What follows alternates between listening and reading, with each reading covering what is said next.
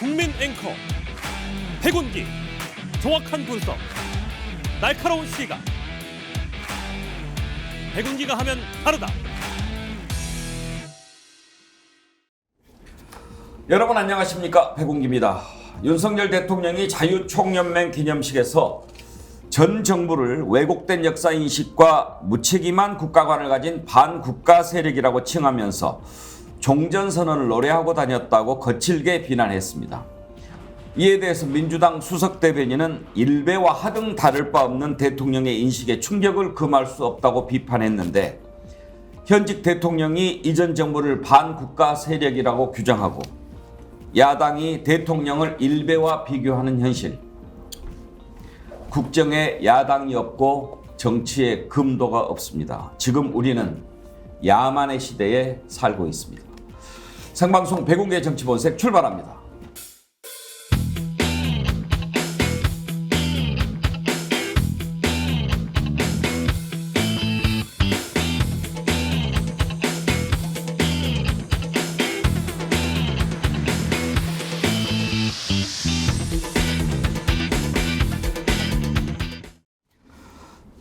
야만의 시대의 상식을 찾기 위해서 노력하는 네 분 패널 소개하겠습니다. 김두수 시대정신연구소 대표, 김정욱 전 청와대 행정관, 장성철 공론센터 소장, 김준혁 한신대 교수 나오셨습니다. 어서 오십시오. 네, 안녕하세요. 비가 많이 오죠? 예, 푹 쏟아집니다. 좋네요. 지금 마침 조금 그쳤는데. 지금은 좀 낮았는데 한 10분 전에 예. 지하철을 타고 오셨죠? 예, 예. 여기서 여기까지 좀 시간 걸립니까? 그렇죠. 뭐 빨리 그러면 한 8분 걸리는데. 바지 다 젖으셨죠? 그렇죠. 바지, 신발. 김준혁 교수님도 약간 걸어오셨죠? 같이 지하철에서 같이 그러셨어요? 걸어왔는데 저는 신발이 지금 완전히 다 젖어서 네. 신발을 새로 사야 되는 상황입니다. 그 정도입니까? 예. 요즘에는 비가 오면은 그 게릴라성이라고 폭우성, 그러나요? 네. 아주 그냥 뭐 앞이 안 보이게 왔다가 또 쨍해지고 날씨도 과격해지는 것 같아요. 여러분들의 활발한 댓글 참여 기다리겠습니다. 유튜브 실시간 댓글 참여해 주시면 소개해드리고요. 매일 두 분씩 선정해서 자연주의 화장품 글램모에서 드리는 선크림, 아이크림 세트 선물로 보내드립니다. 선정이 되신 분들 스픽스 이메일로 닉네임, 성함, 주소, 전화번호 남겨주시기 바랍니다. 그리고 스픽스 글램모가 함께 드리는 선크림 세트 주변에 많이 구입해서 나눠주시면 기쁨이 배가 됩니다. 글램모 선크림 지금 2+2 한정 수량으로 손선풍기 함께 드리고 있으니까요. 많이 구매해 주시기를 바랍니다. 자, 먼저 윤석열 대통령이 어제 자유총연맹 제69주년 창립 기념 행사에 참석해서 전 정부를 반국가 세력이다 이렇게 칭했는데요. 일단 그 발언을 먼저 듣고 패널들과 얘기를 나눠보겠습니다. 우리는 올바른 역사관, 책임 있는 국가관, 그리고 명확한 안보관을 가져야 합니다.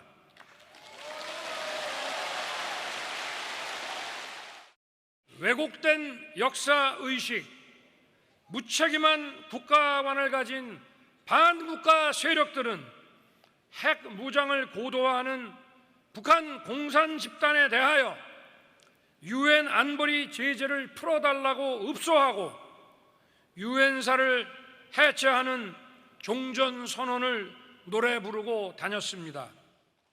북한이 다시 침략해오면 유엔사와 그 전력이 자동적으로 작동되는 것을 막기 위한 종전선언 합창이었으며, 우리를 침략하려는 적의 선의를 믿어야 한다는 허황된 가짜평화 주장이었습니다. 자유 대한민국의 국가 안보가 치명적으로 흔들린 상황이었습니다. 저는 대통령 취임 이후 북핵 위협과 도발을 억제하기 위해 한미 동맹을 강화하고 한미 동맹을 핵 기반으로 격상시켰습니다. 북한만 쳐다보고 중국으로부터 무시당한 우리의 외교는 국제 규범을 존중하는 5대양 6대주의 모든 국가들과 긴밀히 협력하는 글로벌 중추 외교로 발돋움했습니다. 네, 윤석열 대통령 연설 일부를 들어보셨는데요.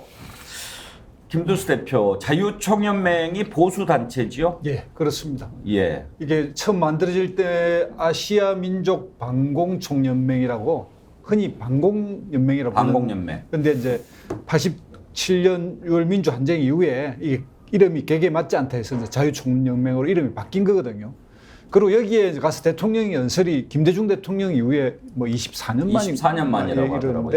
그러니까 그 김대중 대통령은 흔히 색깔론의 가장 피해자였지 않습니까? 그러니까 이제 거기 가서 본인 대통령이 이제 이런 건 아니다. 그러니까 당신들이 그렇게 간첩이라고 불렀던 내가 대통령이 됐으니까 이런 이야기를 해왔고 그 이후에 역대 대통령은 저기하고는 좀 거리를 뒀죠. 그리고 사실상 그 역할도 좀 옛날처럼 반공 걸기 대회라든지 뭐 그 전시 어쨌든 긴장이 생기면 동원되는 그런 였기 때문에 거리를 뒀는데 갑자기 윤석열 대통령이 저렇게 이야기하니까 뭐 노무현 대통령식으로 이야기하면 이쯤 되면 이제 막 가자는 느낌이 들어요. 그냥 모든 주변에 임명하는 사람들 본인 이야기, 그러니까 대통령실을 비롯한 대통령이 완전 극우로 그냥 물들어서 저렇게 해서 내년 선거를 돌파하자라고 하는 무슨 전략적 방침이 있지 않고서는 저렇게 발언할까 이해가 안 가는 일배 발언입니다, 진짜. 자유총연맹은 그러면 관변단체라고 합니까? 그렇습니다. 예, 합법적 보조금도 주고 그렇게 지원금도 있나요? 맞습니다. 그래서 바르게 살기 협회, 새마을운동, 자유총연맹 이 세 단체를 제가 알고 있는 예. 그러니까 합법적 보조금이 지급되는 관변단체로 알고 있습니다. 그래요. 근데 김종욱 교수 보수 단체라고 하지만 이제 거기에서 뭐 보수 성향의 발언 같은 건 할 수 있겠지만 논란이 되는 부분이 윤석열 대통령이 바로 전에 정부를 반국가 세력이라고 규정을 했단 말입니다. 이게 되게 무서운 단어인데요. 왜냐하면 우리나라는 국가원법이 지금도 있는 상황이에요. 국가원법을 만든 이유가 국가의 안전을 위태롭게 하는 반국가 활동을 규제하려고 하는 거거든요. 그럼 반국가 활동을 누가 하겠습니까? 반국가 세력이 한다는 얘기잖아요. 그럼 반국가 세력이라고 얘기하면 수사 대상인 거 아니에요? 그러니까 대통령이 자유총연맹에 가서 수사 대상을 직시한 거나 마찬가지예요. 저건 수사 대상이라고 얘기한 거고요. 문제는 뭐 오늘도 유인태 전 수석이 말씀하셨습니다만 아니 반국가 세력의 수계라고 우리는 표현하는데요. 수계 아래에서 소위 서울지검장과 검찰총장을 했잖아요.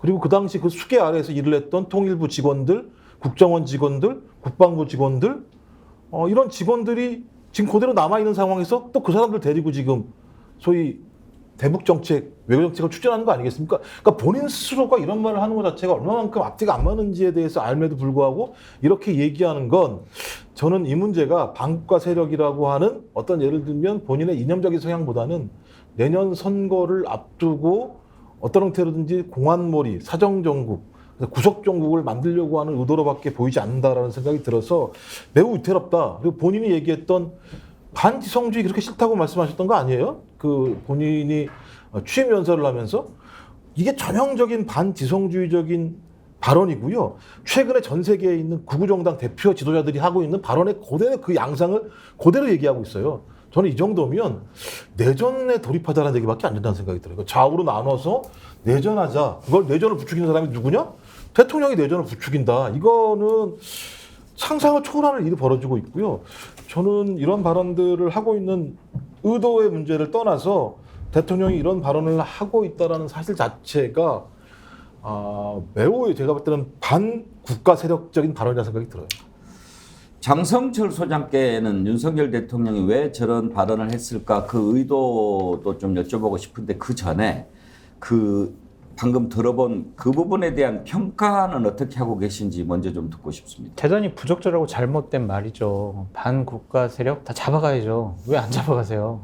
수사해가지고 빨리 잡아가시라라고 말씀을 드립니다. 대통령의 언어는 아닌 것 같아요.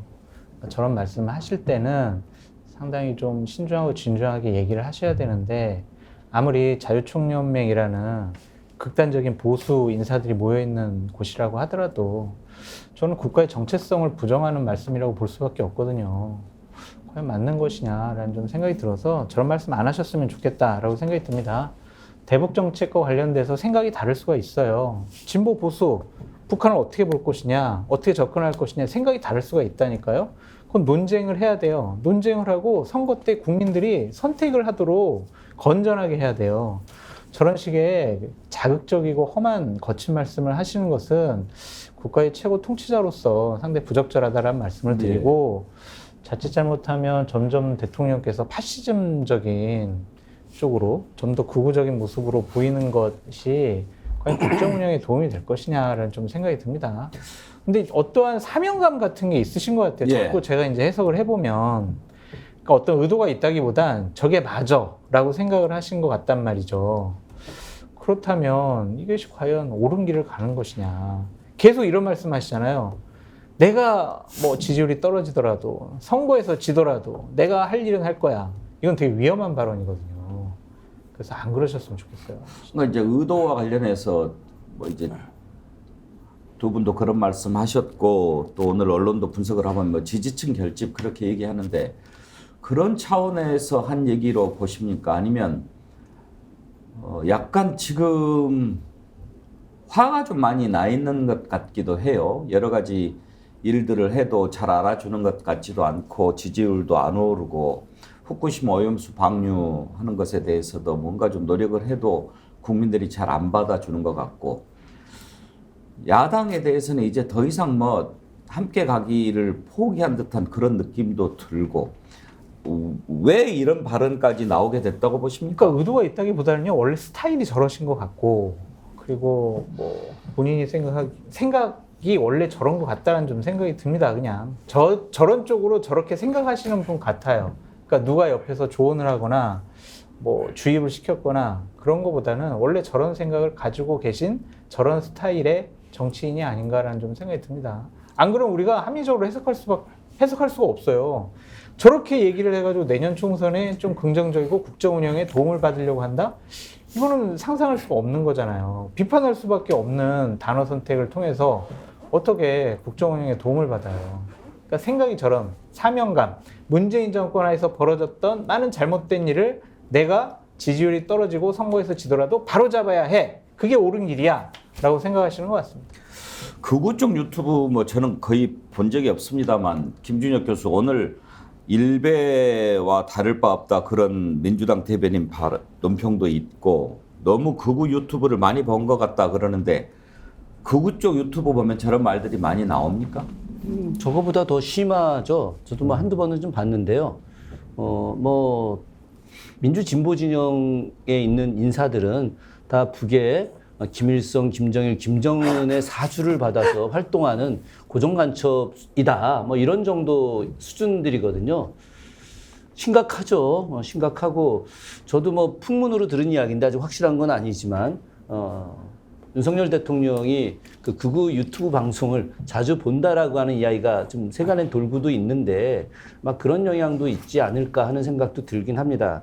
그런데 대통령이 개인의 어떤 신념일 수도 있다고 조금 전에 우리 장성철 소장이 말씀하셨지만 대통령이기 때문에 그래서는 안 되는 거죠. 대통령은 자신이 갖고 있는 생각에 어떤 큰 기조로 방향으로 그 국가 운영을 해나가는 건 맞습니다. 그러나 지금 현재 이 한반도의 상황이 정말 특별하지 않습니까? 전 세계에서 유일한 분단 국가로 지금 남아 있는데 그렇다고 한다면 분단의 어떤 체제가 얼마나 이 한국 사회에서 문제가 되는 것이냐. 그렇기 때문에 문재인 대통령 시절에 종전선언을 통해서 평화체제를 구축하려고 한 거였죠. 북한의 군사력은 예전에도 계속 이야기하지만 남한 군사력에 비해서 비교가 안 됩니다. 대한민국 군사력이 전 세계 6위의 군사력을 갖고 있는데 북한은 지금 지금 쉽게 이야기하자면은 훈련할 때 그 훈련을 가동할 수 있는 석유조차 부족해요. 그래서 한미 군사훈련을 하게 되면 제발 하지 말아달라고 하는 이유가 바로 군사훈련 비용, 석유 비용이 없기 때문이다라고 많은 군사 전문가들이 이야기하고 있거든요. 그럴 정도로 어려운데 핵무기 개발하는 것하고 실제 전쟁을 하는 것하고는 분명히 다른데 이런 상황 속에서 평화체제를 거꾸로 구축하게 되면 경제가 얼마나 성장할 수 있겠습니까? 우리 대한민국이든 북이든 그런 것들에 대한 고민이 문재인 정부에서 있었던 것인데 그것을 이렇게 몰아붙이는 것은 대통령으로서의 자질 자체의 문제뿐만이 아니라 대통령실 전체가 문제가 있다고 봅니다. 예. 근데 김두수 대표, 여야 같으면 이제 이렇게 뭐 공방도 주고받고 말이 좀 거칠어질 수도 있고 그런데 대통령 아닙니까? 한 나라의 대통령이고 그리고 또 이전 정부에서 요직도 맡았었고 그런데 지금 생각해 보면 지난 정부가 이렇게 추구했던 방향은 잘못된 것 같다, 실패한 것 같다, 뭐 이렇게 얘기할 수는 있어도 그 정부를 가리켜서 반국가 세력이라고 칭한 것은 지금 우리나라 대통령 아닙니까?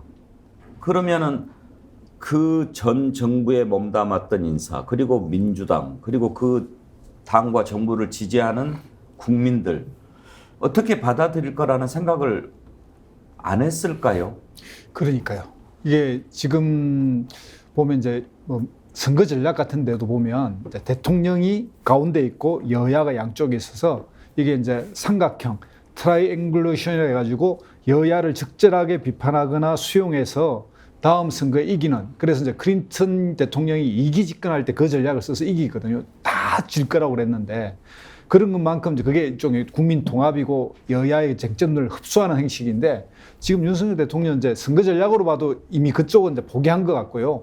저는 이제 선거 전략 이전에 우리 사회에서 국가 안보관에 대해서 또는 한반도 전체에 대한 어떤 평화와 안보 이 문제에서 초딩적, 유화적 사고를 하는 사람들이 있다고 봅니다. 그러니까 전쟁이 곧 날 것 같고 휴전선이 무너지면 우리는 적화 통일되고 북한은 핵을 쓸 것이고 북한, 중국, 러시아는 한편이고 이런 식 생각을 하고 있는, 그러니까 이런 것을 관리하면서 그 긴장 속에서도 평화를 찾아가면서 대한민국이 글로벌한 역할을 하고 이렇게 세계 무대를 활동해 나가는 이런 역할들에 대해서 그 군사적 위협이 있더라도 그것을 다시 좀 큰 틀에 수용해서 평화로 바꿔내는 이런 힘, 그러니까 미국을 움직여 나가고 또 중국을 움직여 이런 식의 좀 자주적 생각을 해가는 그런 인식을 하는 반면에 그야말로 그냥 A가 오면 B가 오고 B가 오면 C가 온다는 식으로 기계식 사고와 유화적 사고를 가지고 완전히 미국, 일본 밑에 들어가지 않으면 우리는 죽어. 중국과 북한이 손잡고 우리는 전쟁을 일으킬까. 이런 식 생각을 해서 그런 식으로 대통령실과 대통령이 한편으로 움직이는 것이 최근의 외교고 이런 거 아닌가. 예. 그런 느낌까지 들어버립니다. 더 걱정스럽죠. 대통령의 표현이라고는 참 믿기 힘든 그런 발언이었습니다. 아름다운 독도님, 솔직히 언젠가부터 자유라는 소리가 너무 싫어졌습니다. 왜 자유를 자꾸 왜곡시키는지 모르겠습니다. 임서유님, 이 나라의 대통령이라는 분이 전 국민의 극우 대통령이라고 생각됩니다. 김무수님, 연설 비서관 문제 아닙니까? 그래요. 이런 것도 연설 비서관들이 다 쓸 거 아닙니까? 연설 비서관이 이렇게 썼겠습니까? 감히? 제가 볼 때는 본인이 다 가필한 거라는 생각이 들고요. 저기서 맨 처음에 이제 신념이라고 생각했어요. 왜냐하면 무슨 뭐 경산의 위원장, 김문수 위원장, 문재인 대통령 보고 조사파라고 얘기해도 그냥 뭐 유임을 시키고 최근에 박인환 예. 경찰 제도 개선위원회 위원장 뭐 이런 간첩이다라는 얘기 막 서슴없이 얘기하는 상황이어서 신념이라고 생각을 했는데 신념이라는 과정에서 갑자기 170석 얘기가 나왔잖아요. 대통령이 지금 했는지 안 했는지 확인은 안 됩니다만 사석에서 170석을 얻어야 된다는 얘기를 했다라고 보면 저는 누군가 주입했을 거라는 생각이 많이 드는 거예요. 칼로브가 이런 전략을 썼거든요. 칼로브가 아들 부시를 당선시킬 때 정치혐오를 엄청 부추기면서 투표율을 떨어뜨리고 자기 지지층을 최대한 딸딸딸 털어가지고 소위 간신히 승리하는 전략을 채택을 해서 그때 예를 들면 이런 식으로 막 아주 극단적인 발언하고 그다음에 젠더 갈등 유발시키고 다양한 방식을 통해서 당선된 사례가 있는데 저는 본인의 신념 플러스 소위 이 칼로브로 얘기되고 있는 어떤 참모분들이 왜냐하면 이게 MB 측 라인들이 이 전략을 많이 사용했었어요 과거에. 그것이 결합돼가지고 나타나는 것이 아닌가 생각이 들고 더 중요한 부분은 대통령 스스로가 반헌법적 발언을 막 하고 있는 거예요. 우리 헌법 전문에 의하면 평화적 통일의 사명을 갖고 있어요. 아니 평화적 통일을 하려면 정전 체제 하에서 종전 선언을 통해서 평화 체제로 가야 되는 것이 사실인데 종전 선언을 노래 부르고 다니는 사람들을 소위 반국가 세력이라고 얘기를 하는 이런 사유 방식을 가지고 있다면 본인 스스로가 헌법 앞에 선서를 했는데 헌법을 어기는 사례밖에 안 되는 거고 계속 가짜 뉴스, 가짜 발언을 본인이 계속 만들어내는 거잖아요.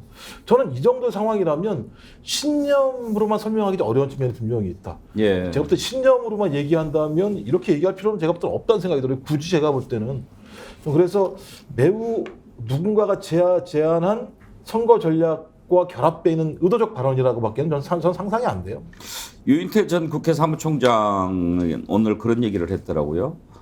그러면 윤석열 대통령은 왜 반국가 세력에게 가서 검찰총장을 했냐 이러면서 요즘에 사람 쓰는 걸 보면 좀 윤 대통령이 극우 쪽으로 빨려 들어간다는 느낌을 받는다 이런 얘기를 하시더라고요. 한번 들어볼까요? 아니 원래 대통령이 현역 의원들 싹 다 데리고 5.18 묘역도 가고 뭐 4.3도 가고 이랬던 건데 그때의 윤석열 대통령, 윤석열 후보와 지금이 많이 다른 느낌이세요? 그러잖아요. 어제 한 발언으로 봐서는. 왜 바뀌고 있다고 보십니까 그러면? 근데 맨 주변에 그리고 뭐 좀 사람들 쓰는 것도 네. 뭐 그렇잖아요. 그 뭐 진실화해위원장에 네. 그런 극단적인 사람들을 쓰고 김광동 진실화해위원장. 또 뭐 경찰제도 뭐 발전위원장에 박인환 위원장, 문재인 뭐, 간첩 발언. 네. 글쎄요. 그러니까 자꾸 저런 사람들을 쓰는 걸로 봐서 점점 그쪽에 좀 포획이 돼가는 것 같아요. 너무 깊숙이 어떤 그 극우 쪽으로 이렇게 빨려 들어간다는 느낌을 받아요. 빨려 들어가는 것 같다. 네. 그러니까 뭐 지지층 결집을 위한 의도적 발언 아니었느냐 이런 논평하는 분도 계시던데 그건 아니라고 보세요? 그 지지층 저거 하려고 그러면, 아니, 물론 뭐 그 자리가 그런 자리였다고는 하지만 뭐 그런 거면 왜, 그럼 저 자기 지지층에서는, 그걸 김재원 의원은 왜 또 징계를 했어요, 그럼? 그렇게 따지면. 표창을 해야지. 나나님 이런 글 주셨네요. 이미 예견됐죠. 취임식 때 극우 유튜버들 초대하고 대통령실에 데리고 들어가고 검증도 안 된 장성철 소장 혹시 장 소장 보시기에도 윤석열 대통령이 좀 극우 좀 성향으로 흐르고 있는 것 같다고 보십니까? 그렇게 보여요. 그런 분들 쓰고 그런 발언을 강하게 하시는 거 보면 자꾸 중도 쪽이라든지 아니면 대한민국 국민들을 통합시키기 위한 그런 노력보다는 한쪽에 치우쳐져 있다? 한쪽 진영을 더 극단적으로 대변하고 있다? 이렇게 볼 수밖에 없죠. 왜 그쪽으로 치우칠까요? 환호받으니까 그러지 않을까요? 그냥 쉽잖아요. 그런 정치 하는 게. 이 트럼프 같은 경우도 그쪽에 공화당에 아주 극단적인 사람들 이렇게 뭐 그 사람들 의견 많이 반영하고 그 사람들이 환호받을 만한 얘기를 하니까 또다시 대통령 후보가 될 가능성이 높아 보이고 지지율이 떨어지지 않고 일정이 유지되잖아요. 그런 것들을 보면 윤석열 대통령이 어떠한 말과 행동을 하더라도 지지율이 뭐 35% 내외 이 정도에 유지되는 것은 이쪽 분들의 강력한 지지를 좀 받고 있지 않느냐라는 생각과 문재인 정권에 대한 반감이 보수층에는 분명히 있어요. 자꾸 아까 뭐 평화체제, 종전선언, 뭐 정전협정 이런 얘기를 하셨는데 그거에 대해서는 저는 김종욱 교수님과 다른 생각을 좀 갖고 있는데 그런 부분에 대해서 상당히 두려움과 뭐 잘못된 방향이다라고 생각하는 분들의 입맛에 맞는 얘기를 하는 것 같아요. 그런 생각 그 장성철 소장 말씀 들으면서 생각해 봤는데 김준혁 교수님 역사학자시니까요. 윤석열 대통령이 자꾸 쉬운 쪽으로만 가려고 하는 게 아닌가 그런 생각이 듭니다. 그러니까 나라를 생각하고 국민을 생각하면 내가 하기 싫은 것도 좀 해야 되잖아요. 그런데 자꾸 듣기 좋은 얘기만 들으려고 하고 이쪽이 편하고 사람은 본성이 쉬고 싶고 눕고 싶고 그렇지 않습니까? 옛날에 지금보다 훨씬 더 많은 절대 권력을 가졌던 왕도 하고 싶은 대로 하지 못하게 장치도 만들고 노력도 하고 그러지 않았습니까? 당연하죠. 조선시대 국왕이 하루에 평균 수면 시간이 얼마나 되겠습니까? 많으면 4시간입니다. 보통 한 3시간 정도 자죠. 그만큼 일이 많아요. 만기 칠남한다고 하는데 그 이유가 수많은 일들을 협의하고 결정하고 해야 되는데 국왕이 자기 마음대로 할 수 있는 일은 없습니다. 그렇기 때문에 우리가 조선사회를 이야기할 때 중앙집권적 관료제 사회다. 관료들이 국왕을 통제하고 국왕이 잘못된 결정을 하면 막고 그래서 국왕이 언어적 표현을 쓰는 데 있어서도 우리가 이야기하는 대간제도, 사원부, 사관원, 홍문관, 특히나 사관원은 국왕이 실수하면 안 되기 때문에 국왕의 어떤 언어라든가 말, 행동 이걸 철저하게 통제하는 역할들을 하지 않습니까? 하다못해 조선시대 때도 이렇게 하고 있는데 지금 윤석열 대통령의 모습을 보면 아예 그런 시스템 자체가 없다. 그리고 저는 이런 생각이 좀 듭니다. 야, 역사가 이렇게 똑같이 데자뷰 될 수가 있을까? 실제로 현재 윤석열 대통령의 모습을 보면 거의 인조반정의 주인공이었던 인조하고 똑같습니다. 오로지 대의명분만 내세우면서 광해군이 했던 중립 외교를 철저하게 무너뜨리죠. 그리고 그 이후에 새로 집권 세력들이 오로지 죽은 명나라에 대한 대의명분, 그것만 강조하면서 국가의 존립, 외교 이런 거 일체 신경 안 쓰지 않습니까? 그러니까 오늘로 치면 당시의 서인 세력들이 극우 세력들하고 거의 다르지 않거든요. 그 사람들 말만 듣고 그 사람들하고 같이 행동하고 그래서 엄청나게 성장하는 후금 세력들을 막 무시하는 듯한 발언을 하다 끝내 어떤 결과가 났습니까? 병자호란, 정묘호란, 병자호란 일어났지 않습니까? 그래서 수많은 사람들이 죽고 고통받고 당시에 청나라로 끌려갔던 우리 백성만 60만 명입니다. 그 엄청난 일들을 이들이 다 망가뜨려 놓은 거야. 그리고도 본인들은 그 뒤에 계속 대의명분 내세우면서 호의호식하면서 살았거든요. 이렇게 해서는 안 되는 거죠. 김준수 대표 임기 말이면 이제 대통령이 좀 지치기도 하고 그래서 편한 얘기만 듣고 싶어 하고 그럴 수는 있겠지만 이제 1년 지나지 않았습니까? 그러면 저런 방향으로 간다. 주변에 있는 참모나 지인이나 나라를 걱정하는 사람들이 대통령한테 좀 이야기를 하고 그럴 것 같은데. 지금 보면 대통령이 옛날부터 이런 생각을 노골적으로 한 것 같지는 않거든요.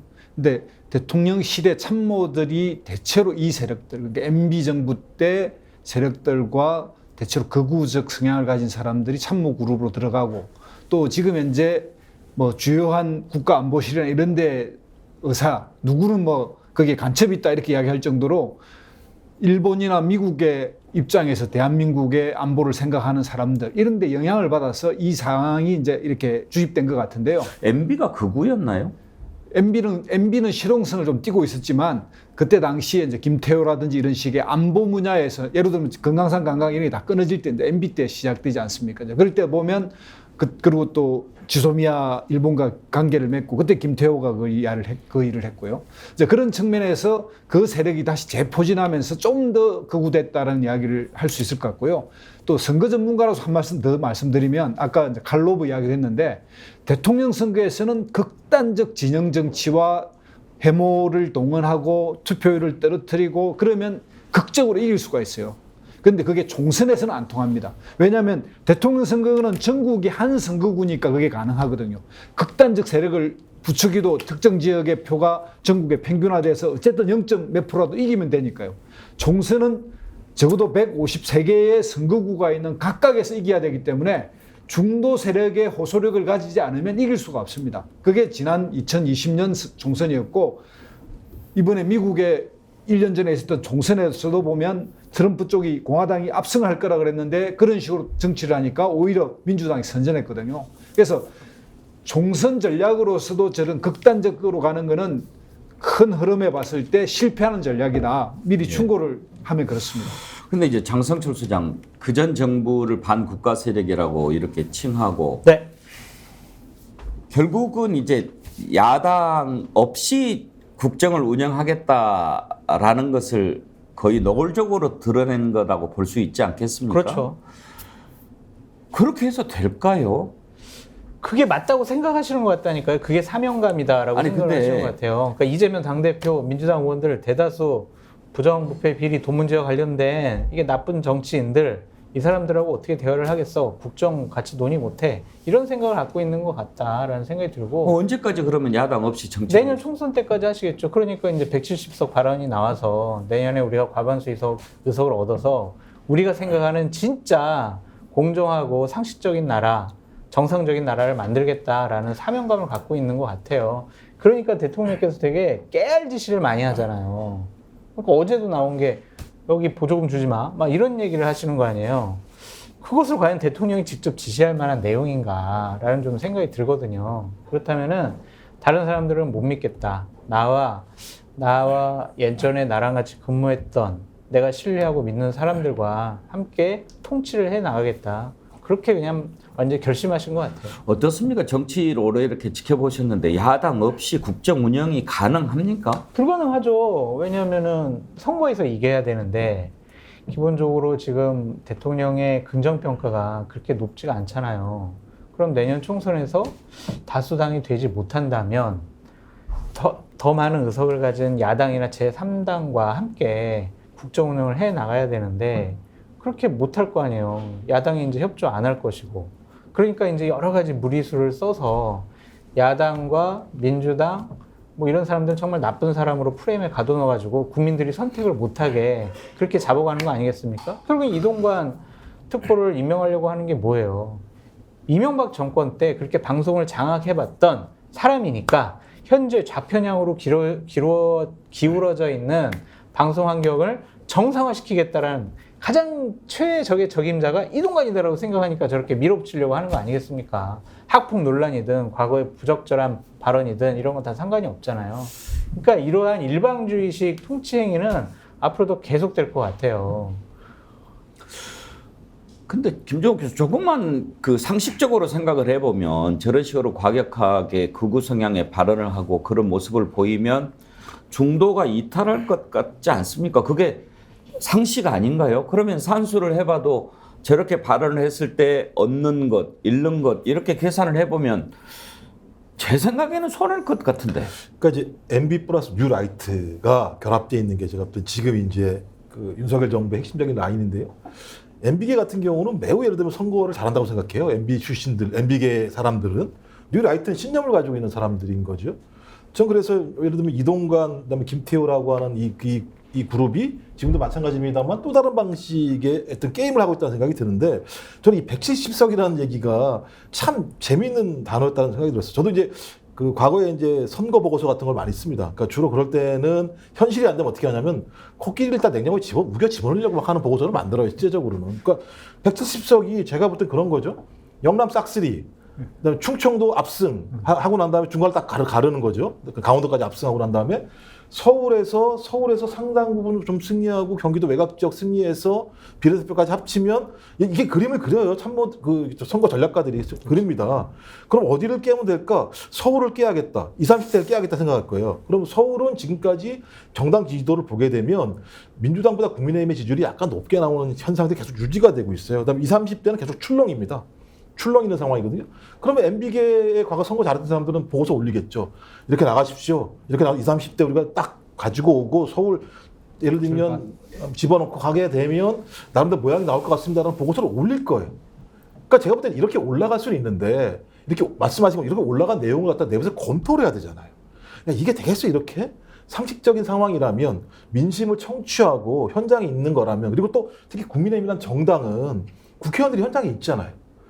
이게 안 되니까 제가 볼 때 독수독선하는 방향으로 가는 거예요. 그러니까 대통령실이 독수독선으로 가고 있고 그런 어떤 독수독선을 하는 대통령에게 기분 좋게 하기 위해서 MB와 뉴라이트들이 보고서 막 올리고 대통령은 그래 170석 가능하겠는데 가보지 라고 하는 이런 제가 볼 때 외발로 가고 있는 상황이라는 생각이 들기 때문에 전 모르겠습니다. MB계는 이런 꿈을 꾸겠죠. 과거에 이렇게 계속 이겼으니까 실제적으로 뭐 이명박 정부 당시에 선거를 대부분 다 이겼으니까는 하지만 지금 상황은 매우 다른 상황에 있기 때문에 국민의 힘이든 아니면 대통령실의 내부에 있는 어떤 인자이든 여기에 대해서 브레이크를 걸지 않는다면 피해는 누가 볼 거냐? 제가 볼 때 국민이 볼 수밖에 없다는 생각이 들어요. 김준혁 교수님 어떻게 해야 될까요? 옛날 같으면 뭐 상소를 올리고 뭐 그렇게 했을 것 같은데. 제가 이걸 푸는 역사적 사건을 한번 말씀드리겠습니다. 예. 똑같은 일들인데 영조가 이제 왕이 됐어요. 영조가 왕이 됐는데 영조의 지지 세력들이 노론이었거든요. 이 노론 세력들이 이제 영조를 이제 등에 업고 당시 그 이전에 숙종대에 자기들과 경쟁했던 소론과 남인을 무차별하게 탄압하자고 했어요. 그래서 정말 무차별하게 탄압을 했습니다. 그 결과 어떤 일이 생겼느냐? 영조 4년에 이인좌의 난이라고 하는 엄청난 밀란이 있었습니다. 당시에 전국에 있는 남인들 또 소론들 다 결합하고 명망가들도 다 결합하고 뭐 역관들, 상인들, 무인들 다 결합해서 이제 노론의 탄압이 너무 극심하니까 안 되겠다 해서 일어났어요. 그래서 이들이 청주성도 점령을 합니다. 백성들이 충청도 할 때 이 청주성을 점령했다. 이 우리 역사에서 전봉준 장군이 전주성 점령한 거하고 이인좌가 청주성 점령한 거, 홍경래가 저 안주성 점령한 거 이 3번밖에 없어요. 그런데 이때 결국은 엄청난 관군을 동원해서 제압을 하죠. 자, 그럼 영조는 어떻게 했을까요? 영조는 자기들한테 반란을 일으켰던 이 세력들을 다 죽이고 남인 소론 뭐 다 작살내고 이렇게 했어야 맞겠죠. 그런데 영조가 그때 깨달았습니다. 아, 어느 한 당이 나머지 사람들을 너무 핍박했을 때 국가는 혼란에 빠지겠구나. 백성들은 망가지겠구나. 그래서 영조가 이인좌에 난 이후에 탕평책이라고 하는 전혀 보지도 못했던 새로운 정책을 들고 나온 겁니다. 숙종대까지는 탕평책 이런 거 존재하지 않았어요. 오로지 환국정치라고 해서 이 일당 이한테 줬다가 소론한테 줬다, 남인한테 줬다가 노론한테 줬다가 이렇게 국왕이 자기 권력 잡으려고 했는데 예. 영조는 탕평을 통해서 한 거죠. 윤석열 대통령 지금 이걸 정확히 깨달아야 됩니다. 그래서 극우 세력들만 갖고 정치할 수 없다. 나머지 세력들과 함께 연대할 수 있는 최소 영조가 이인좌 난 이후에 탕평정책 추진한 거 이걸 공부하기를 진심으로 바랍니다. 예. 탕평 얘기하시니까 오늘 이제 인사가 났던데 그 전에 반응을 좀 소개해드리고 그 얘기로 넘어가지요. 레몬님, 난 대통령이 방공 웅변도에 나간 줄 알았어요. 7, 80년대 웅변도에 갔지 않았습니까? 이명옥님, 대통령은 왜 뭐든지 자기 마음대로 하면서 화가 나 있는지 모르겠어요. 국민들이 화나 있는 거 안 보입니까?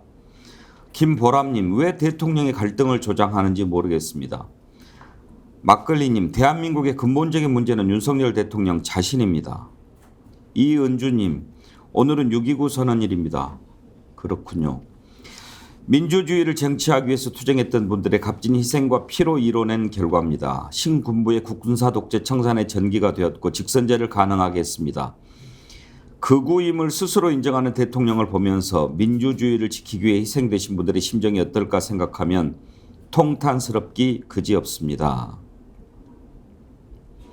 블루 927님, 왕정시대에도 백성들 눈치는 봤습니다. 네, 많은 분들이 의견 주셨는데요. 임서윤님, 대통령한테 세상이 바뀌었다고 전하라, 이 얘기를 하고 싶네요. 많은 국민들이 대통령의 거친 발언이라고 해야 될까요? 좀 선을 넘은 듯한 발언 걱정을 많이 하고 있습니다. 속보가 떴네요. 대통령실에서 인사 발표를 했습니다. 그런데 방통위원장 지명은 하지 않았네요. 명단들을 좀 볼까요? 문화체육관광부 2차관에 역도 선수 장미란 선수가 임명이 됐다는 게 상당히 좀 눈에 띄고요. 자, 통일부 장관의 김영호 성신여대 교수, 국민권익위원장의 김홍일 전 대검 중수부장 장관급이고요. 문체부 2차관의 장미란, 국토부 1차관의 김호진 대통령실 관리비서관, 해양수산부 차관의 박성훈 국정기획비서관, 이렇게 차관급 13명도 교체가 됐습니다. 한번 좀 짚어볼 텐데 먼저 이동관 방통위원장 지명이 안 된 게 조금 특이한데 장성철 소장, 이유가 뭘까요? 그러니까 여러 가지를 살펴볼 수가 있는데 어차피 임기는 7월 달부터 8월 달부터 시작을 하니까 예. 뭐 미리 지금 지명해서 뭐 하겠느냐라는 생각도 있는 것 같고요. 또한 다른 얘기는 많이 좀 들어간대요. 그러니까 이동관 특보가 부적절하다라는 의견이 좀 상당히 계속 대통령께 많이 들어간다. 그래서 고심하고 있는 것일 수도 있다라고 생각이 들고, 뭐 제가 참모라도 뭐 벌써부터 지명을 해가지고 괜히 논란을 길게 끌어갈 필요는 없지 않겠느냐라고 건의드릴 것 같습니다. 만약에 지금 청문회 하면 한 번 더 해야 되나요? 그러니까 이럴 수 있죠. 그냥 내정하고 지명한 상태로 하고 이제 7월 31일까지는 김효재 부위원장 체제로 운영을 한 다음에 8월 달에 이제 새롭게 시작을 하면 되겠죠. 그래서 예. 지명과 임명은 좀 다른 거니까요. 이동관 방통위원장 지명이 빠진 게 좀 눈에 띄는데 김두수 대표는 장성철 소장 분석에 동의하십니까? 물론 이제 그게 뭐 고려되는 것도 있는 것 같고요. 그러니까 이제 2번 해야 된다. 청문회를 2번 해야 된다. 이 문제도 있는 것 같고 또 하나는 어쨌든 대통령도 양심이 있으면 시간을 끌어야죠. 그리고 여론을 봐야죠. 지금 최소한 뭐 그 정도는 해야 된다고 생각하는데 그래서 이번에 뺀 것 같아요.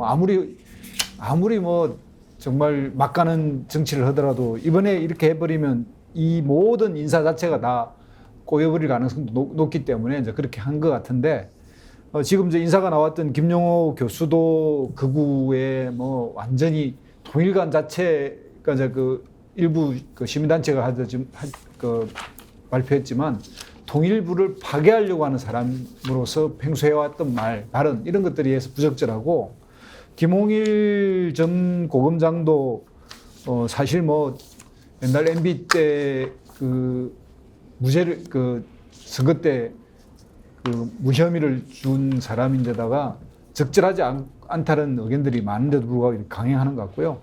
뭐 장미란 역도 선수 같은 경우는 대중성을 보고 하는 것 같은데 뭐 문재인 정부 때도 그 저 수영 선수 누구죠? 최윤희. 네, 최윤희 수영 선수를 했기 때문에 아마 그런 거에 뭐 대비해서 한 것 같은데 지금 이 그 인사 문제에서는 어제 연설과 연결되는 일맥상통한 흐름 속에서 인사를 하고 있다.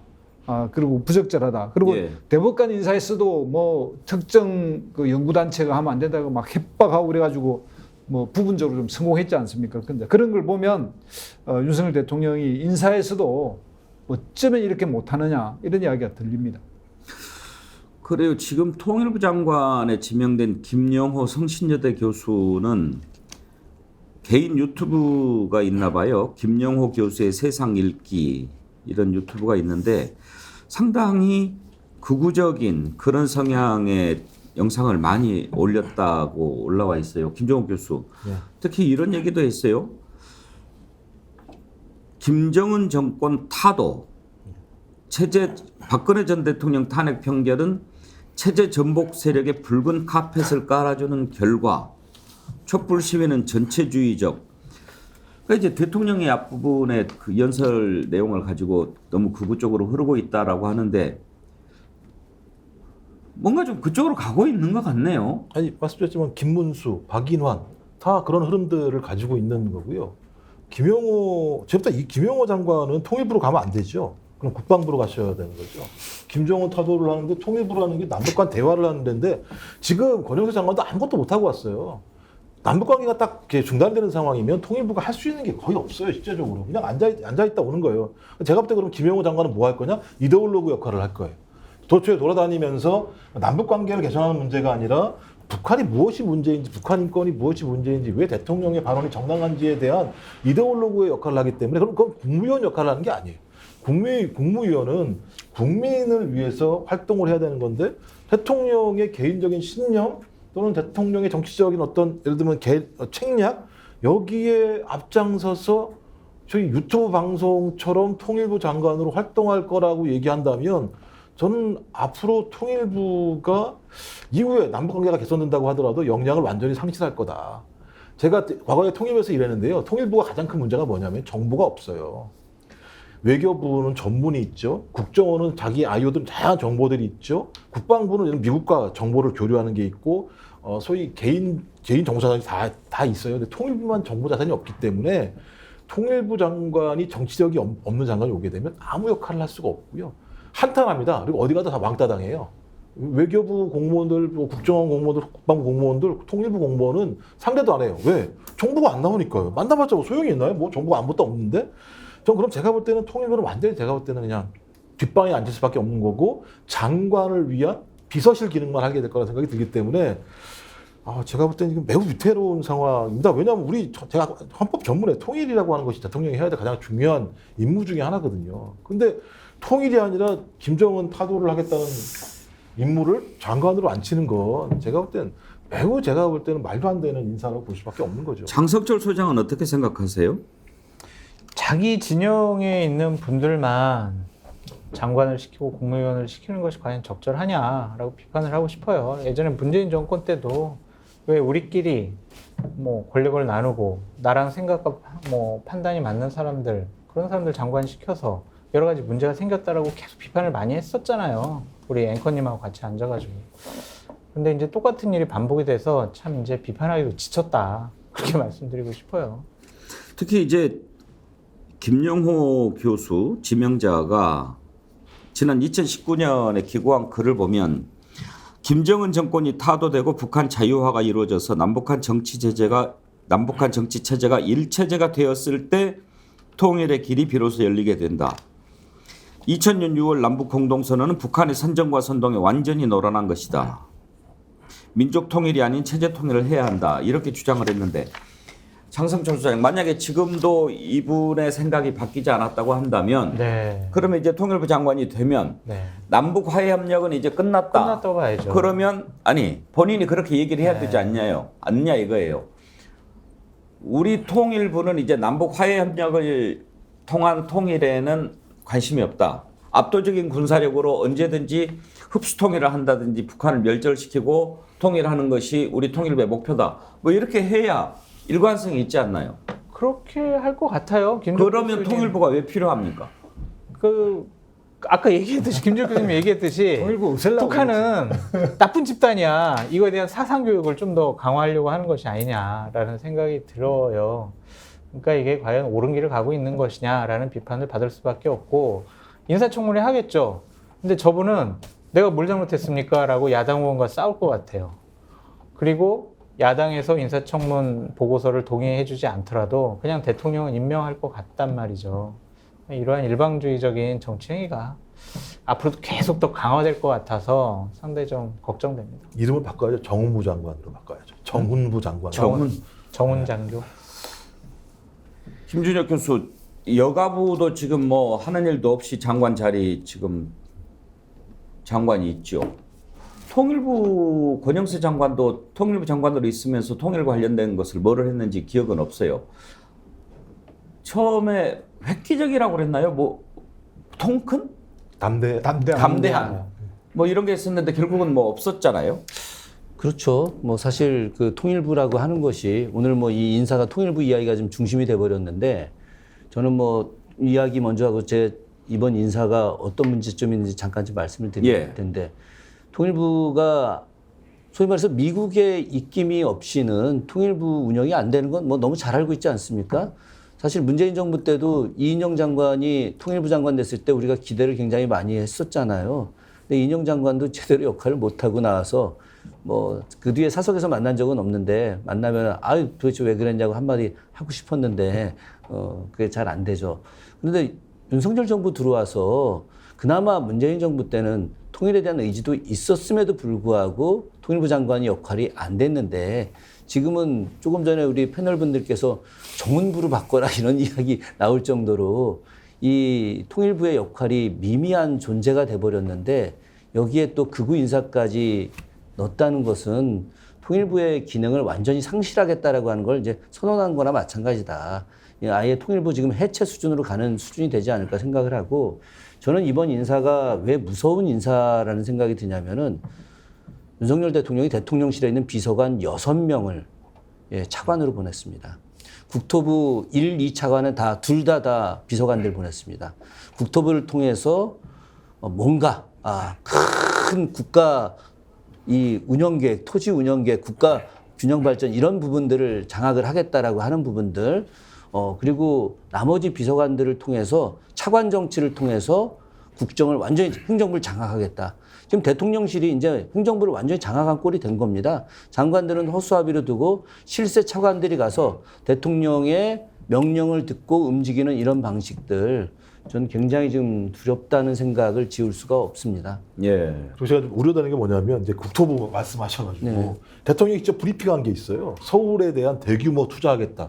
60조가 넘는 거로 알고 있습니다. 그러니까 지금 지상에 있는 거 갖다가 지하화시키겠다는 얘기를 했었거든요. 그러니까 저는 뉴타운 느낌이 드는 거예요. 일종의. 예를 들면 서울에다가 막대한 어떤 투자를 통해서 그럼 예를 들면 지상에 있는 걸 지하로 옮기게 되면 그 주변 땅값이 올라갈 수밖에 없는 상황인 거고, 그럼 그 라인에 따라서 선거운동을 할 수 있는 측면들이 매우 많이 있기 때문에 저는 이번 어떤 차관 인사도 마찬가지입니다만 그냥 예를 들면 인사 차원의 문제가 아니라 나름대로 친정 체제를 유지하는 것뿐만 아니라 선거 전략과도 관계가 있는 것이 아닌가에 대해서 야당 같은 경우도 상당히 의구심을 가진 눈초리로 이 상황을 좀 바라봐야 된다고 생각을 합니다. 국토부에 대해서 한마디만 하면요.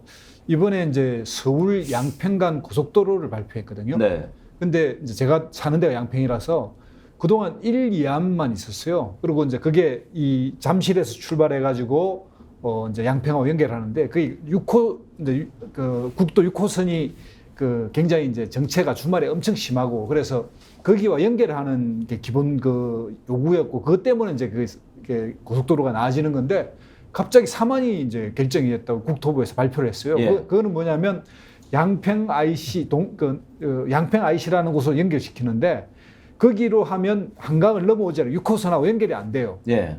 그러니까 이제 왜 이런 결정했지 의아했는데 어제 그 민주당에서 발표했는데 여기에 IC 그러니까 그 남양 양평 IC인가 거기에 12빛이 김건희 씨 가족과 김건희 씨의 땅이 있다는 겁니다. 500m 안에. 이게 갑자기 바뀌었다는 예, 거죠. 그래서 이게 국토부가 이렇게 갑자기 바뀐 원인 그리고 한 번도 이것에 대해서 의논하지 않고 이 안이 없었는데 4만이 없었는데 갑자기 이렇게 4만이 발표한 이유는 명백히 어떤 이런 곡절이 있을 것이다. 그런데 국토부의 차관이 둘 다 비서실에서 지금 갔잖아요. 이런 게 다 연결되어 있던 느낌이 들어서 이거는 이제 어제 그 시민단체와 민주당이 이걸 발표를 했지만 앞으로 큰 이제 그 쟁점이 될 것이고 지켜봐야 될 것 같습니다. 참으로 믿기 힘든 얘기입니다. 여기에 예. 더해서 해수부 차관이 비서실에서 갔고 또 환경부 차관이 비서실에서 갔어요. 비서관들이. 그러면 후쿠시마와 관련된 핵 오염수 무단 폐기와 관련해서 해수부와 환경부의 문제가 굉장히 커질 텐데 이걸 대통령실에서 다 갔으니 이 문제를 이제 해결하라고 이제 간 거죠. 무마시키라고. 또 국토부 관련해서 이제 제2의 4대강 사업처럼 관련해서 건설업자들부터 시작해서 엄청난 이 60조를 투여한다고 하는 것은 4대강 사업보다 더 큰 비용이 나가는 건데 심히 걱정스럽습니다. 비서관 출신들이 대거 차관으로 많이 발탁이 됐는데 장성철 소장 대체로 차관은 전문성을 가지고 있고 이제 장관이 정무적으로 움직이고 그러지 않나요? 그런데 물론 뭐 대통령실에 있던 비서관들도 전문성이 있는 사람들이 많이 가기는 하겠지만 그렇죠. 네. 그렇게 봐야 됩니까? 어떻게 봐야 처음 됩니까? 보는 현상이죠. 그러니까 대통령께서 얼마 전에 국정 운영에 뭐 생각을 갖지 않은 사람들은 과감하게 인사 조치하라라는 것이 이번 인사의 전조 현상이 아니었느냐라는 좀 생각이 들고 대통령과 대통령 비서실에서 좀 행정부를 장악하기 위한 하나의 수단으로 친정 체제를 구축한 것이 아니냐라는 좀 생각이 드는데 이번에 차관 간 분들, 그러니까 대통령실에서 비서관으로 있다가 간 분들 대다수 분들이 공무원을 하셨고 또한 그 부처 출신들도 있어요. 예. 그래서 뭐 전문성이 없다라고 보기는 어려운데 과연 저런 인사가 맞는 것이냐라는 비판이 좀 나올 수가 있고 저는 이번 인사 중에서 김홍일 권익위원장 이번 건도 상당히 윤석열 대통령의 인사 스타일을 가장 극명하게 보여준 것이 아니냐라는 좀 생각이 듭니다. 그러니까 예전 2011년도 그때 김홍일 씨가 중수부장을 했어요. 그 밑에서 윤석열 대통령이 중수부 이과장을 했거든요. 그런데 여기에 논란이 있어요. 그러니까 2021년도 남욱 씨, 지금 대장동 사건 예. 남욱 씨가 검찰에서 진술한 내용이 있는데 거기에 윤석열 대통령, 이 김홍일 씨 이런 증언이 김만배 씨에 의해서 얘기가 됐다라고 남욱 씨가 진술을 해요. 그러니까 조주영 씨라고 변호사를 좀 봐달라. 김만배 씨가 아마 중수부장도 만나고 누구도 만나서 좀 봐달라고 로비를 했다. 이런 걸 얘기를 하면서 이제 밝혔던 내용들인데 그만큼 대통령께서는 과거의 인연을 중시하는 것이 아니냐 그렇게 볼 수밖에 없습니다.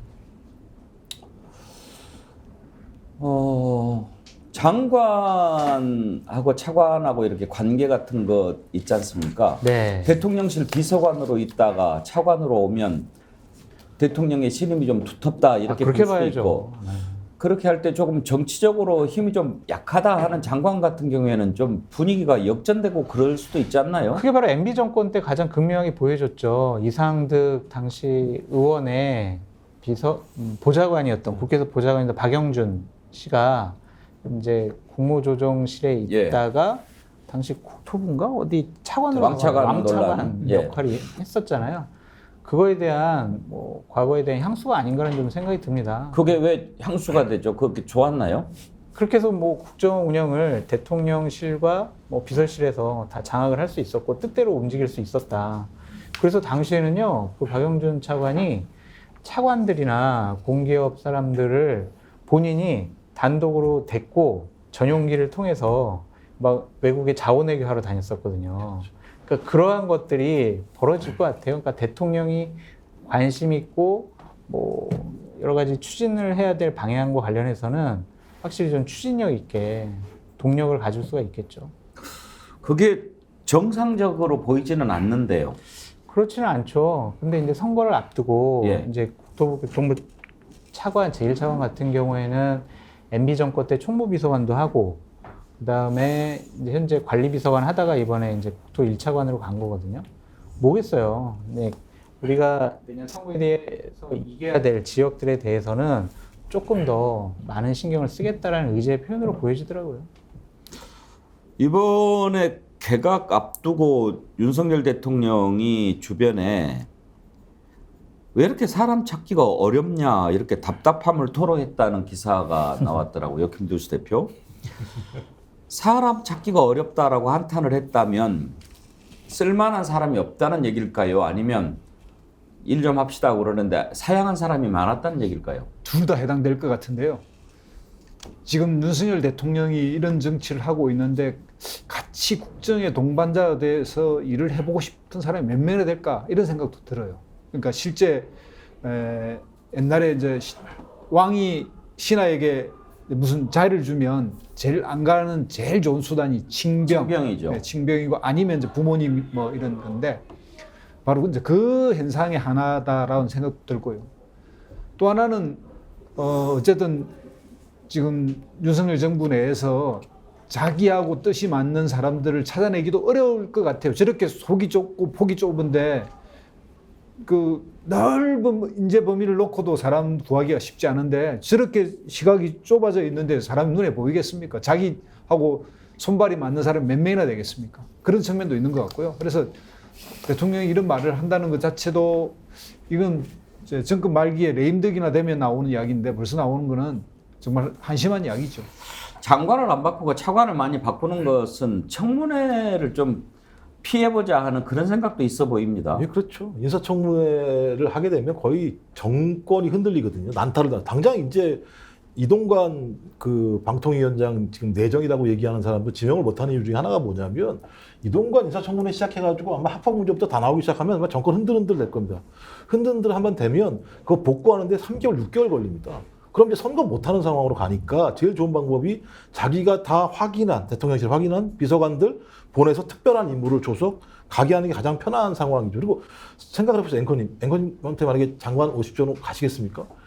국민들 60% 정도가 반대하는 사람인데 집에 가면 제 아들이 딸이 거기 왜 갔어라고 친구들이 너 거기 왜 갔어라고 얘기할 거고 또 이 나라 하에서 보수층에서 그 정도 자리까지 올라가려고 하면 깨끗이 올라가기가 또 어렵다라고 하니까 본인의 때가 또 꽤 있는 측면들이 있다는 생각이 분명히 들기 때문에 그리고 또 이분 또 1시간 얘기하면 59분 본인이 말씀하신다면서요. 장관이 할 수 있는 게 뭐가 있겠습니까 개인적으로. 저 같아도 오라고 하더라도 아이고 다음번에 가겠습니다라고 얘기할 수밖에 없을 것 같고요.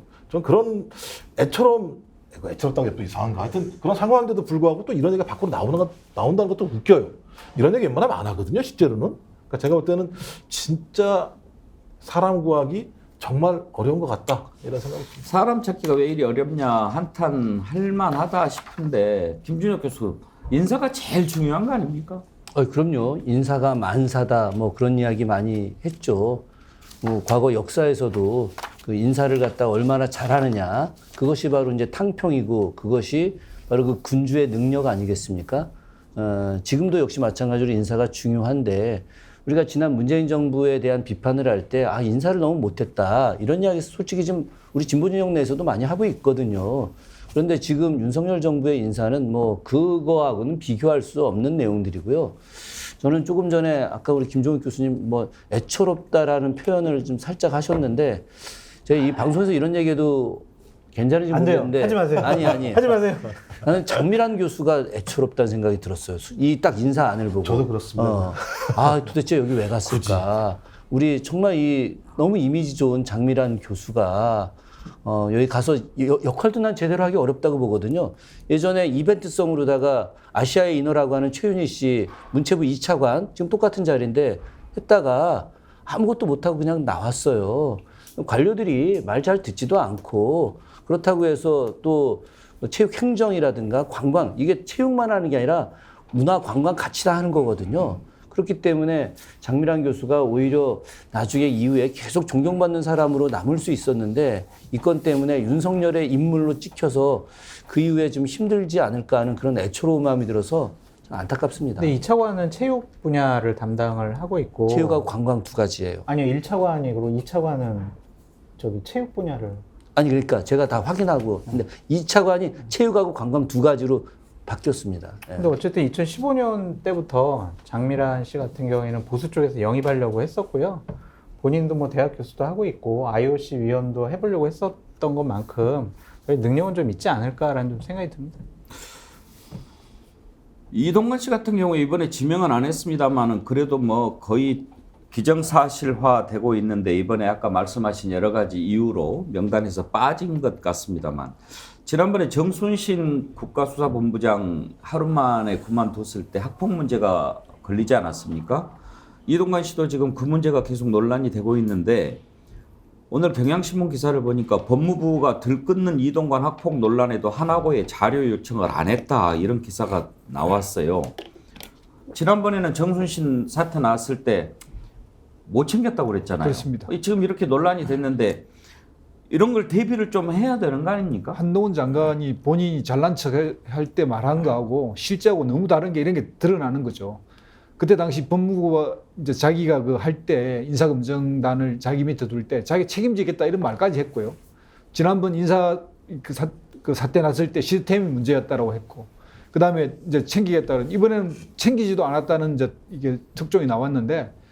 이것 보면 대통령이 지명하려고 하는 사람에게 맞춰주는, 그러니까 이스나마나한 지금 조직을 운영하고 있는 거고, 이것이 뭐 좀 더 그 증거가 잡힌다면 한동훈 탄핵 사유까지 된다, 저는 이렇게 생각이 듭니다. 이번에도 그런 부분에 대해서 왜 동의를 요청하지 않았느냐, 학폭 관련 자료. 그러니까 법무부가 아무런 입장이 없다, 뭐 이렇게 이야기를 해버리는데. 곤란하면 있어요. 아니, 그러니까 일단 기본적으로 한동훈 법무부 장관은 사퇴해야 돼요. 왜냐하면 본인이 국회에서 책임지겠다고 얘기했거든요. 그러니까 위증이에요. 책임도 안 지고 아무것도 안 했으면 국회에서 위증을 한 내용이기 때문에 그렇다고 사퇴는 안 하겠습니다만 저는 어느 생각이 나면 MB가 진짜 힘이 세졌나? 이런 생각도 드는 거예요. 그러니까 이동관이라는 사람은 MB의 핵심적인 사람이었고 소위 언론 장악이라고 하는 것이 현 정부에게는 사활적이구나.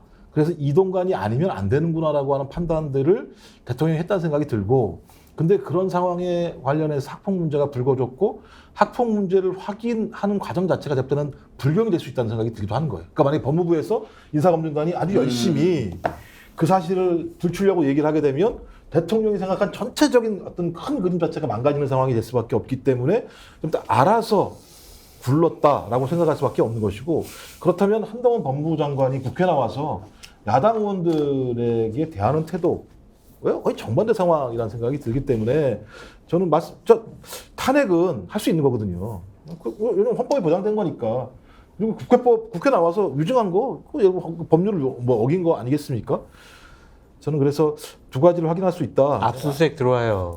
아니, 저는 저 압수수색 할 것도 없어요. 진짜 무슨 제가 통치형이란 적이 없고 무슨 세무조사 들어와요. 세무조사 가진 것도 별로 없기 때문에 지금 이제 그런 말들이 공공연하게 요즘에 이제 거의 웃을 수도 없고 그런 일들이 벌어지는데, 어제 이제 오염수 방류 임박한 것과 관련해서 현대 아산병원장이 글을 올린 게 있어서 그거를 이제 팩트를 확인한 다음에 얘기를 했거든요. 많은 글들이 올라옵니다. 현대 아산병원 압수수색 당하겠네. 이제 병원장 온전할까? 그런 얘기가 나오고. 뭐 웃으면서 다들 요즘에 그런 얘기들을 많이 합니다. 그리고 지난번에 이제 학원 수능 뭐 이권 카르텔 학원들 그 세무조사 들어가겠네. 아니나 다를까 지금 메가스터디라든지 뭐 이렇게 세무조사 들어가는 거 아닙니까? 국세청에서. 오늘이 6.29 기념일인데 이게 역사가 거꾸로 돌아가는 것 같은 생각이 자꾸 들어요. 피할 수가 없어요. 왜 이런 이야기를 하면 당신 조심해. 당신 압수수색 들어갈 거야. 너 발언 그렇게 해도 돼? 장성철 소장 우리가 언제 이렇게 하고 살았어요? 그런 지 오래되지 않았나요? 그래도 시범 케이스에 걸리지 마시고 조심하시죠, 앵커님. 보수를 참칭하는 바람에 큰일은 아니기 때문에. 그러니까 이제 이게 권력을 통해서, 공권력을 통해서 본인의 통치행위의 정당성을 입증하려고 하는 행위는 저는 폭력이라고 생각이 들거든요. 그러니까 문제가 생겨서 학원들 여러 가지 뭐 탈세 혐의가 있어가지고 압수수색 들어가는 것과 문제를 만들어가지고 지금 세무조사를 들어가는 것은 다르잖아요. 이것은 국가 공권력 갖고 협박하는 것 같다라는 좀 생각이 들고, 저도 상당히 무서워요. 법도 나고, 뭐 갑자기 저희 집도 압수수색 나오고, 또 뭐 세무조사 들어오고, 그러지 않을까? 뭐 그런 생각이 듭니다. 그러니까 제일 무서운 게 인지수사랑 별건 수사잖아요. 검찰이 알아서 인지해서 수사하고 수사해서 안 나오면 다른 거 털어가지고 별건으로 수사해서 끝내 잡아넣게 되는 상황이니까 누구도 검찰 앞에서 아무 얘기도 못하고 꼼짝도 못하는 상황인 거죠. 기업들 같은 경우는 아예 옴짝달싹 못할 거예요. 세무조사 들어오고 압수수색 들어와서 걸리면 기업이 망하는데요. 뭐 심각한 거죠. 진짜로. 근데 이번에 학원에 대한 세무조사 관련해서 야당에서 그런 의혹을 제기하는데 김두수 대표 일리가 있는 얘기입니까? 그러니까 지금 이제 순서는 대통령이 킬러 문항 얘기했고 이권 카르텔 얘기했고 학원에 문제가 있어서 이제 학원 또 세금 뭐 포탈한 거 없는가 이런 것도 보기 위해서 세무조사 한다. 그런데 이제 야당 일부에서는 이 발언이 그냥 나온 게 아니다. 총선을 앞두고 학원으로부터 야당으로 흘러들어가는 자금줄을 차단하기 위해서 만든 것이 이렇게 됐다. 그런 주장도 나오던데 일리가 있는 주장이라고 보십니까? 저는 뭐 예를 들면 옛날에 학원 이런데 좀 586 그 세대가 학원 산업을 한국 학원 산업을 주도적으로 이끌어간 건 사실인데 그렇다고 해서 그들의 자금이 정치권으로 들어온다든가 연계됐다는 것은 정말 오바된 생각이라고 저는 생각하고요. 실제 이제 그 윤석열 대통령은 이런 생각을 하는 것 같아요. 그러니까 일타 강사라든지 우리 사회에서 뭐 1년에 200억, 300억 버는데 그리고 이런 것이 사교육하고 연결되어 있어가지고 그런 쪽을 치면 실제 많은 표를 얻을 수 있을 것이다. 이렇게 좀 착각을 한 거 아닌가 이렇게 생각이 드는데 그 한국의 공교육 정상화라든지 이런 걸 사교육 문제를 구조적으로 보지 못하고 입시 문제로 접근하는 순간 대부분 다 실패했거든요. 입시는 사교육의 상당 부분을 차지하지만 그 전체의 구조적 원인으로 보는 것보다는 한 30%, 7대 3밖에 안 되는데 이런 식으로 접근을 해서 결국은 이제 뭐 지금 학원 5개인가 지금 세무조사 들어갔다고 그러는데 뭐 더 늘어나겠죠. 이래 되면 그 일종의 이제 그 사학이라고 부르는 중에 제야 사학이라고 부르는데 농담을 학원을 이런 세력을 다 적대화시키면 결국 뭐 내년 총선에서 오히려 표를 얻는 게 아니라 표를 잃고 실패할 거다 저는 그렇게 생각합니다.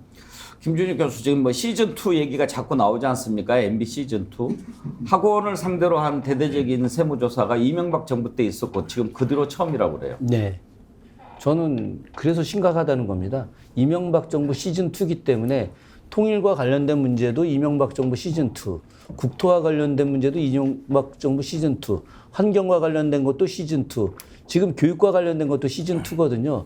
이명박 정부가 성공한 정부가 아닙니다. 그런데 이명박 정부의 인물들과 극우 세력들이 같이 결합돼서 시즌2의 문제가 아니라 이거는 더 망하는 시즌1의 어떤 새로운 나라가 될 것 같아서 문제인데 빨리 탕평책하지 않으면은 안 될 것 같습니다. 역사가 꼭 뒤로 돌아가는 그런 느낌입니다. 탕평책할 때 탕자가 무슨 탕자입니까? 탕자가 우리 목욕탕 할 때 그런 것과 같은 겁니다. 아니 그건 아니고 위에 초두변이 있더라고요. 예, 초두변인데 전체 아우르는 겁니다. 예. 골고루 뭐 네. 이런 뜻인가요? 네.